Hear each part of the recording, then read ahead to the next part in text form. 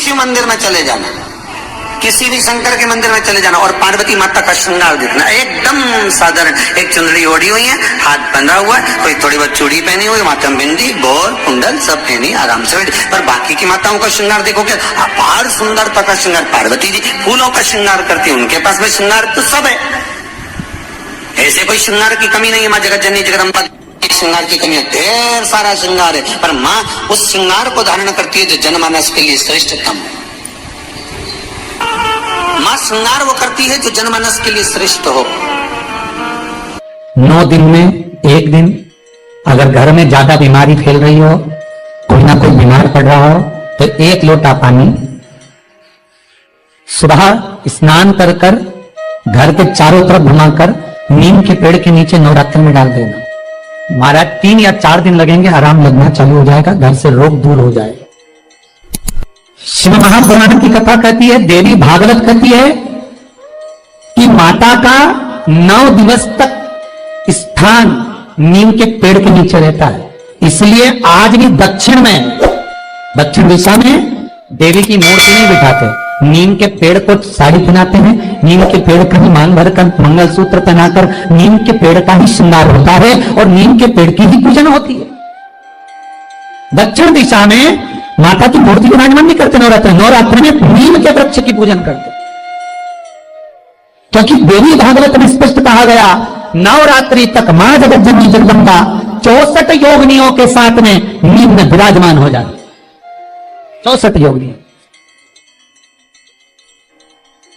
घर के अंदर बैठकर आप 27 मनके की माला जप रहे हो, घर के अंदर बैठकर 30 मनके की माला जप रहे हो, घर के अंदर बैठकर 108 मनके की माला जप रहे हो। आप जितने भी मनके की माला घर के अंदर बैठ रहे हो और जप रहे हो, उसका पुण्य आपको प्राप्त होगा, मना नहीं है, मिलेगा। पर रुपये में से 54, रुपये में से कितना मिल रहा है? 54, 25%। वही माला आप किसी मंदिर में, देवालय में, तीर्थ में जप रहे हो, उसका पुण्य मिलेगा केवल आधा, 50%, मात्र 50।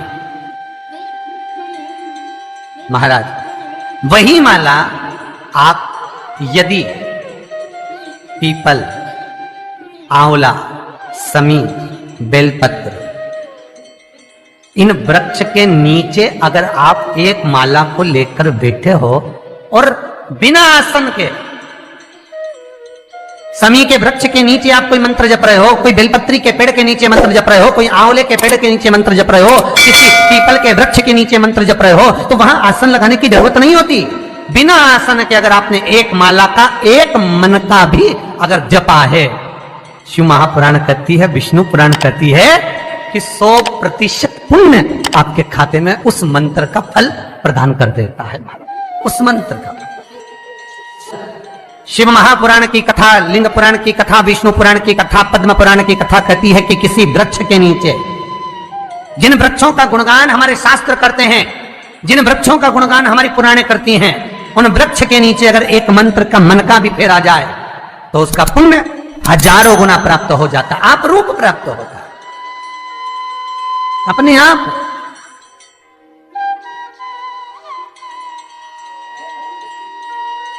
आप जिस पुण्य को करना चाहते, मेरा बहुत निवेदन है महाराज, बहुत प्रयास करा करो, प्रयास करना।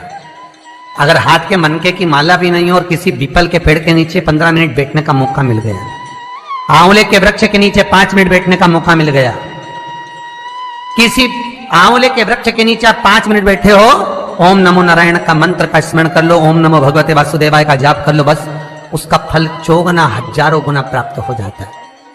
शमी के पेड़ के नीचे बैठे हो, श्री शिवाय नमस्तुभ्यम का जाप करिए, 54 गुना फल मिलेगा, 1000 गुना फल। बेलपत्री के पेड़ के नीचे गए हो, ओम नमः शिवाय ओम का जाप करिए, फल मिलेगा। उस फल को हमें पाना है। शिव जी का पहला पार्वती के साथ अवतार है काल और काली, महाकाल और महाकाली पहला होता है। और द्वार पर चप्पल पड़ी होने के कारणवश वो लौट कर चली जाती है। बहुत ध्यान दीजिएगा महाराज, थोड़ा सा आपको बुरा लगेगा, लग जाए, पर शिव पुराण है, जीवन संवार देगी तो अच्छी बात है। जीवन संवार दे तो अच्छी बात। मंदिर के द्वार पर हम जब चप्पल छोड़ते हैं, जिस मंदिर की चौखट पर चप्पल छोड़ी है, आप जितनी देर आराधना में लगे रहते हैं उतनी देर तक आपकी चप्पल पर जितने लोग लांग कर जाते हैं, जितने लोग लांग कर प्रवेश करते हैं, उसका भी दुख आपके भाग्य में आता चले जाता है। ध्यान दीजिएगा जरा, चप्पल का भविष्य पुराण में पढ़िएगा कभी कि पादुका का महत्व क्या है। पादुका शिव महापुराण की कथा कहती है, आप अगर विश्वास रखे हो,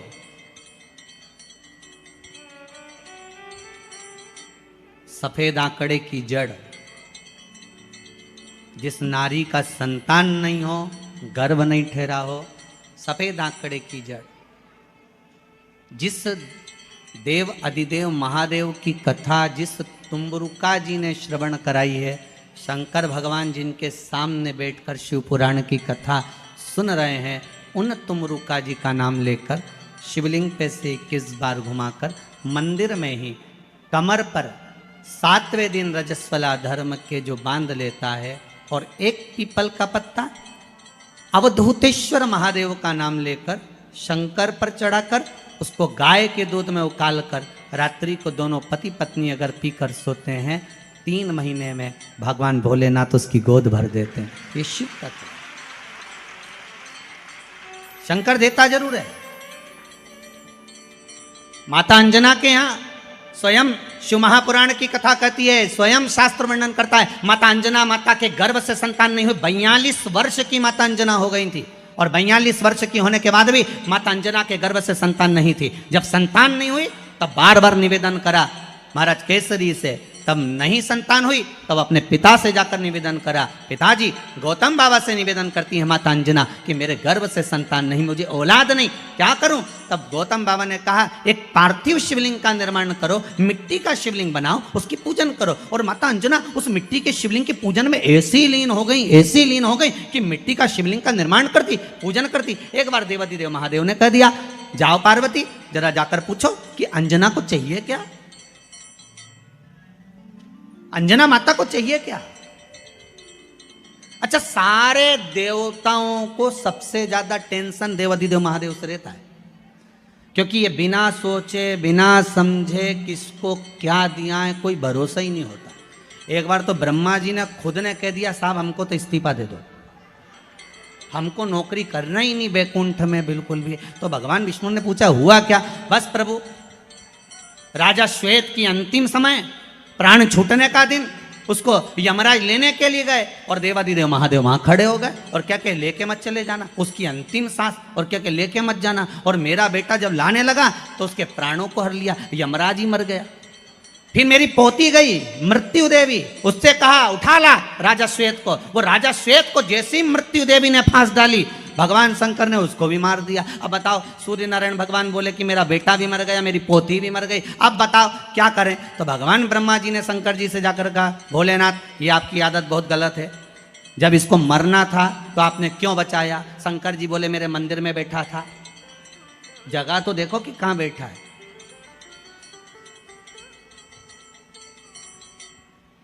ब्रह्मा जी ने भगवान विष्णु से कहा हमको ये काम नहीं करना, आप तो हमारा इस्तीफा स्वीकार करो। भगवान विष्णु ने शंकर जी से कहा, भोलेनाथ जी अब इनके बेटे को, सूर्य नारायण के पुत्र को और पोती को जीवित करो। शंकर भगवान करे, एक शर्त पर जीवित करूंगा, जहां मेरा भजन हो रहा हो, जहां मेरी कथा हो रही हो, अगर कोई महामृत्युंजय मंत्र का जाप कर रहा हो, श्री शिवाय नमस्तुभ्यम जप रहा हो, शंकर का पंचाक्षर मंत्र नमः शिवाय जप रहा हो, शंकर जी कहते हैं उस समय पर मृत्यु उसको ना घेरे। तो इतने में सूर्य नारायण भगवान कहते हैं शपथ लेता हूँ, संकल्प लेता हूँ, जहाँ आपका नाम होगा, अगर पृथ्वी पर कोई मरने का भी समय आ गया तो पहले आपसे पूछा जाएगा उठा ले,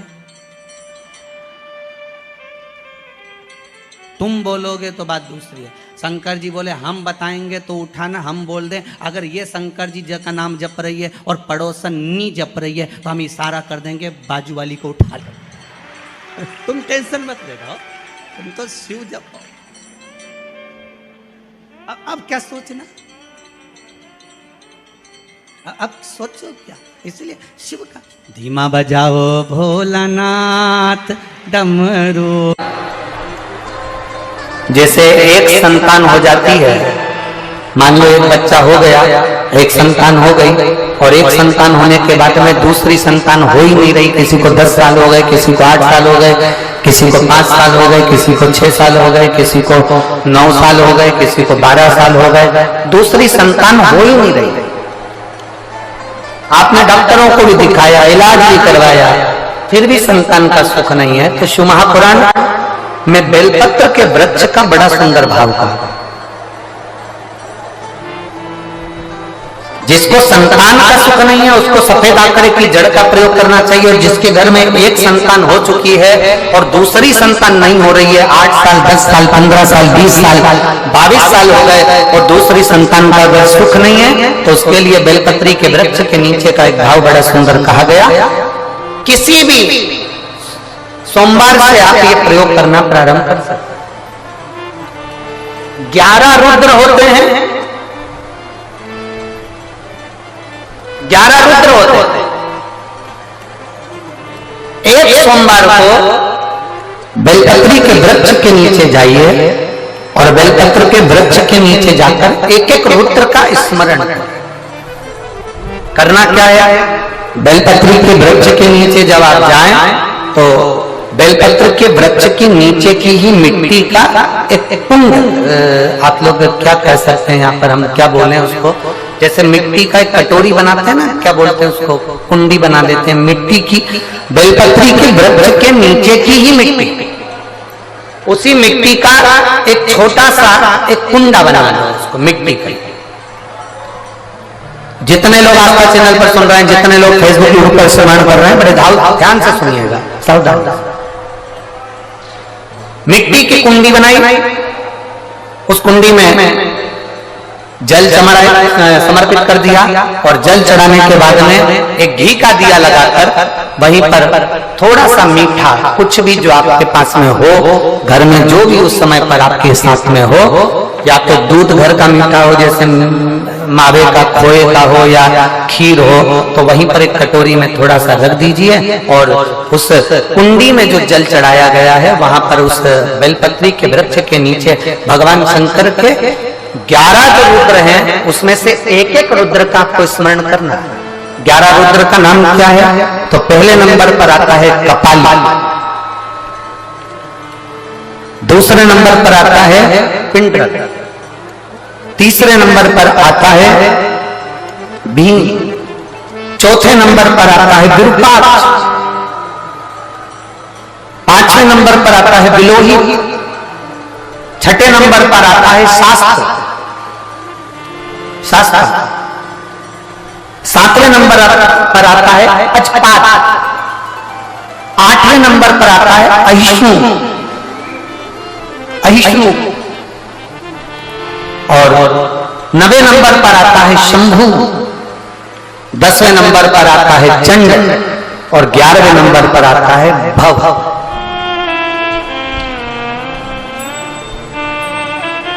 अगर अभी आप लोग नहीं लिख पाए हैं तो बाद में मोबाइल पर से कथा को पीछे खींचना, फिर उसमें से धीरे धीरे इसको लिखना।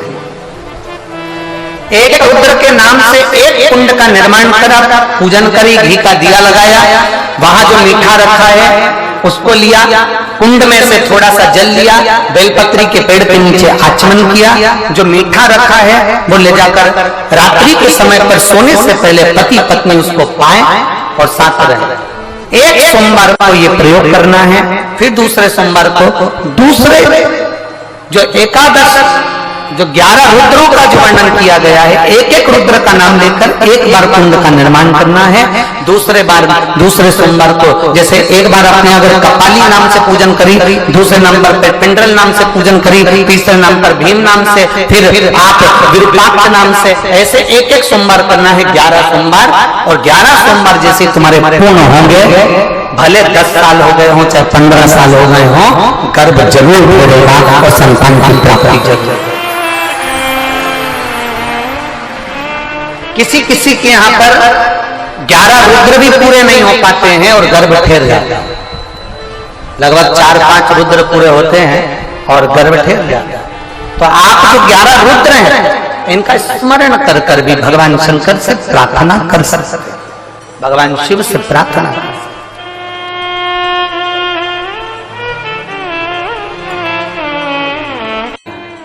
लोगों के यहाँ 1 साल, 2 साल, 3 साल, 5 साल, 10 साल, 15 साल, 20 साल, 25 साल में औलाद हो जाती है।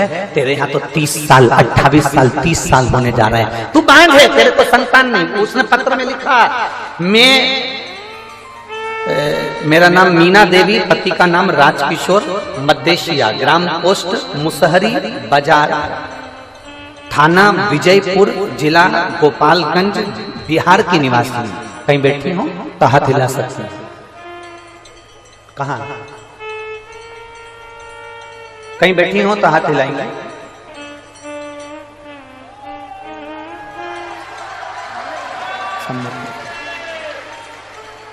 ऐसा हाथ हिला दो। श्री शिवाय नमस्ते। आ जाओ। मेरा नाम मीना देवी, पति का नाम राजकिशोर, मद्देशिया, ग्राम पोस्ट मुसहरी बाजार, थाना विजयपुर, जिला गोपालगंज, बिहार की निवासी हूँ। मेरी शादी को 30 साल के करीब में होगा।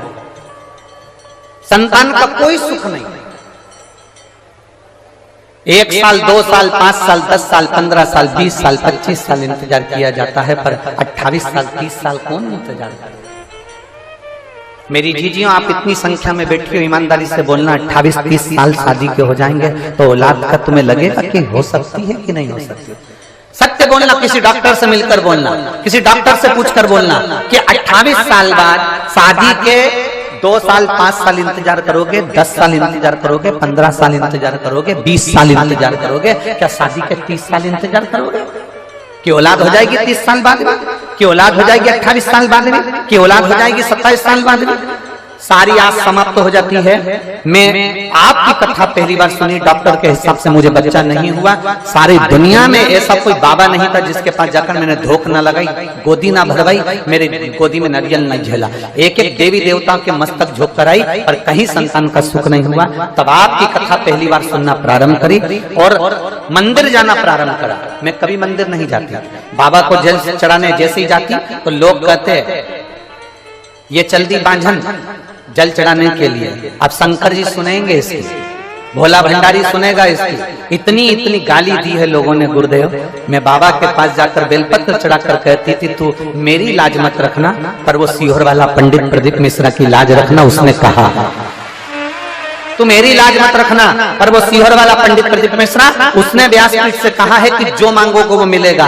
तो भले मेरे कहने पर मत देना, पर उसके कहने पर तो मुझे औलाद दे दे बाबा। लोग गालियां देते हैं, अपशब्द कहते हैं। गुरुदेव, मैं बाबा का क्या गुणगान करूं?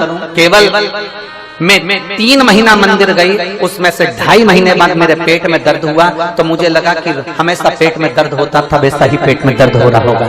मेरे पेट में दर्द हुआ, जब दर्द बंद नहीं हुआ तब हम डॉक्टर को दिखाने गए, तो डॉक्टर ने कहा कि आप गर्भ से हो। और मुझे बाबा ने ये 30 वर्ष में 28 से 30 वर्ष की आयु के, ये शादी के इतने वर्ष बाद मुझे बाबा ने संतान का सुख दिया है। ये मेरा शिव है, ओ घड़ी है, ये शंभू है,